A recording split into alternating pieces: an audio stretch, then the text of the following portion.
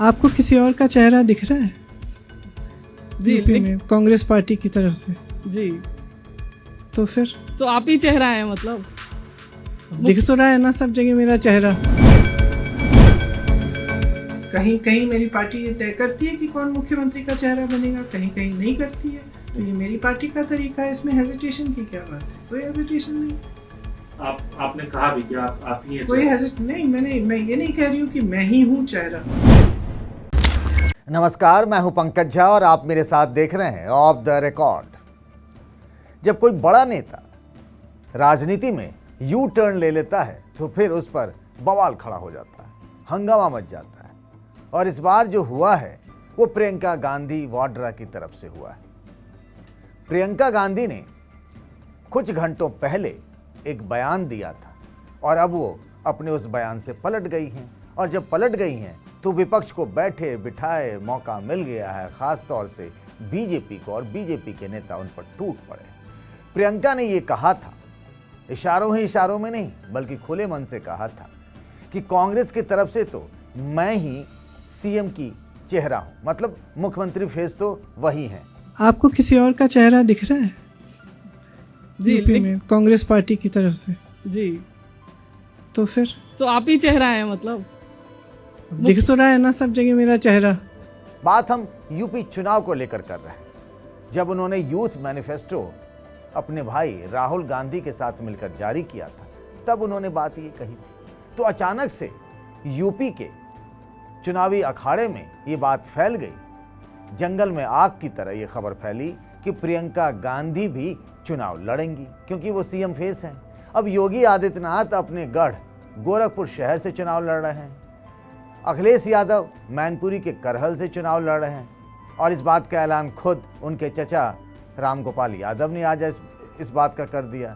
तो फिर ये कहा जाने लगा कि एक और मुख्यमंत्री का चेहरा चुनावी अखाड़े में आ गया है और वो हैं प्रियंका गांधी वाड्रा।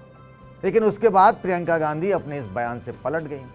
उन्होंने नाप तौल किया होगा कि आखिर ये बात निकलेगी ना तो आखिर कितनी दूर तलक जाएगी। प्रियंका को लगा इसमें पार्टी को और उन्हें कोई फायदा नहीं है। भाई, जिस कांग्रेस के बारे में यूपी की जनता, यूपी के जानकार और मैं भी इसे मानता हूं कि कांग्रेस की जो हालत है यूपी में वो न 9 में है न 13 में। जिसे कहते हैं ना कि नंगा नहाएगा क्या और निचोड़ेगा क्या। पार्टी कहीं रेस में नहीं है। प्रियंका गांधी खबरों में ज़रूर रहती हैं, हेडलाइन भी बनवा लेती हैं, लेकिन इसके आगे जनता का वोट मिल जाए इस तरीके के हालात तो है नहीं। उन्होंने महिलाओं को लेकर 40% उनको टिकट देंगी, एक बात उन्होंने लंबी लकीर खींचने की कोशिश की। लेकिन यहाँ वो इसीलिए रिस्क ले रही हैं यूपी में क्योंकि उनके पास गंवाने के लिए कुछ नहीं है। कहीं से वो सत्ता की रेस में तो दिख ही नहीं रही है। जहाँ वो सत्ता की रेस में कांग्रेस पार्टी दिख रही है, जैसे पंजाब में, तो वहाँ तो ये रिस्क नहीं ले रही हैं। वहाँ तो 86 सीटों में से 9 सीटें जो हैं वो उन्होंने सिर्फ 9 सीटें यानी महिलाओं को दी है, यानी 10% का कोटा भी नहीं पूरा हो पा रहा है। चलिए घूम फिर कर हम यूपी के चुनावी अखाड़े में आते हैं कि प्रियंका गांधी ने कहा पहले कि वो सीएम फेस हैं और बाद में वो इस बात से पलट गई और कहा कि नहीं, सीएम का चेहरा वो नहीं है। और चुनाव लड़ने को लेकर भी वो गोलमोल जवाब दे रही।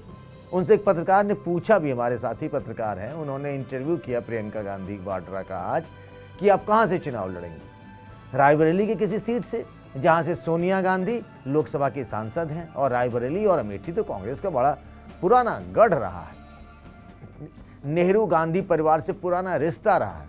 अमेठी से पिछली बार यानी 2019 में चुनाव हार गए थे राहुल गांधी स्मृति ईरानी से। उसके बाद से वो वायनाड चले गए। तो पत्रकार ने ये भी पूछा प्रियंका से कि क्या आप अमेठी की किसी सेफ सीट से चुनाव लड़ने के बारे में आपने फैसला किया।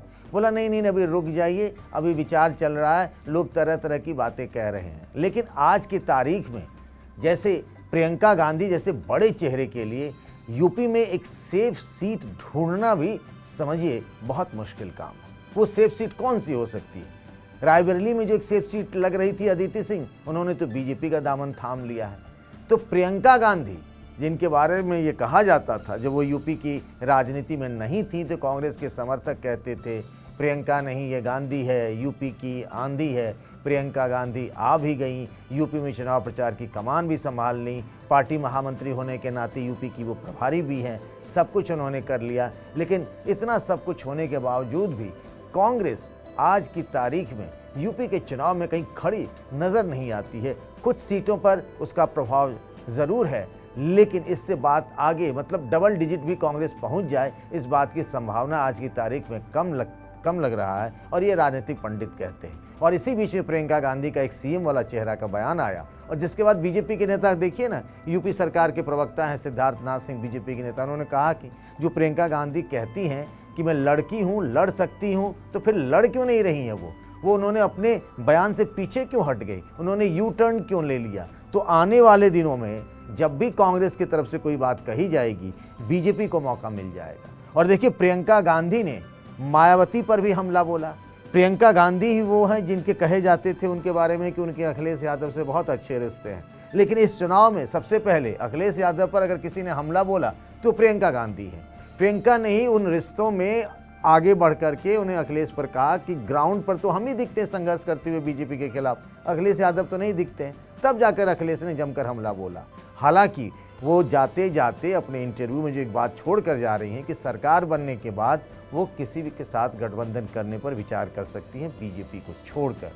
लेकिन एक बात तो तय है, प्रियंका का ये यू टर्न याद रखा जाएगा। जैसे प्रियंका गांधी ने एक बार नीच राजनीति के बारे में बात कही थी, मुझे याद है 2014 के लोकसभा चुनाव में, और तब नरेंद्र मोदी ने उस नीच जाति वाले बयान को कैसे नीच राजनीति वाले बयान को नीच जाति की राजनीति कह करके ऐसा विक्टिम वोट कार्ड खेला कि कांग्रेस की तो हवा ही खराब हो गई थी।